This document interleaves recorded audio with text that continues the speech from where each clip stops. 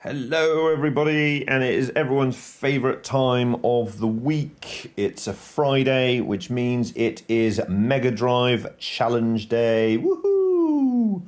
And we're going to be playing a game that I have wanted to do for the challenge for quite a little while.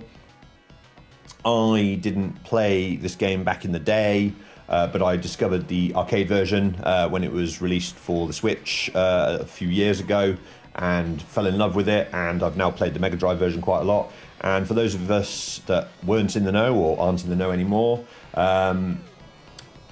this is Burning Force, which was a game by Namco and got released back in 1990 originally. It did come out worldwide, NTSC, PAL and Brazil, so everyone got it. It's basically a vertical scroller, except instead of properly vertical, it's more away or into the screen, a bit like super scalar games like Outrun and Afterburner.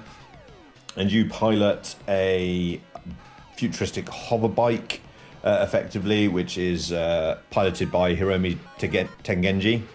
And you basically shoot down loads of craft, weave around and pick up your power-ups like any other shoot 'em up. And you go through several stages on each day or something along those lines. Basically, they're basically split up into days.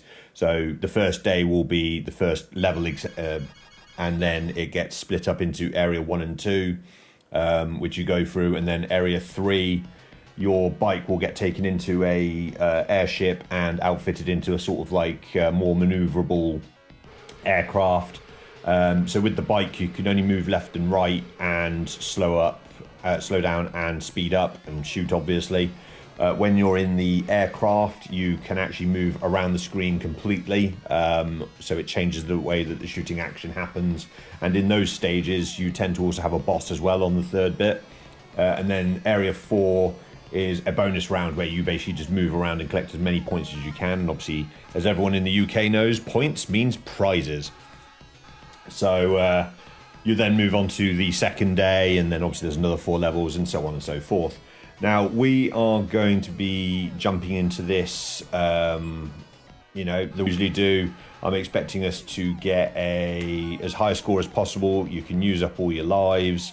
As soon as you get that game over, though, that is it. That's your score. So you need to be making sure you're obviously keeping an eye on it. In terms of options, we're going to play it on easy, and we'll bump the player count up to 5, just to give people a chance, because it can be quite a tough little shooter. And then obviously you just get as far as you can.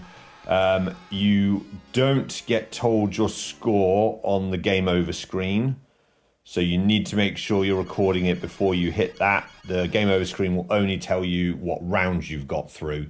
But as this isn't a how far can you go Mega Drive challenge, we need to know what your score is. We're not going to be using any continue credits, although, once you've got that final score, if you then want to use a continue and carry on playing the game, by all means do, of course, but only your score up to that point will count. I don't mind which version of the game you use. You can use an NTSC or a PAL version. You can emulate or use original cartridge. If you're going to emulate, though, I would say, of course, as usual, no rewinds, no save states. We want to make this fair. We want everyone to have fun. But I thoroughly enjoy Burning Force. The music is great. It plays fantastically. So I hope you will enjoy it, and I'll hopefully see you for the next Mega Drive challenge.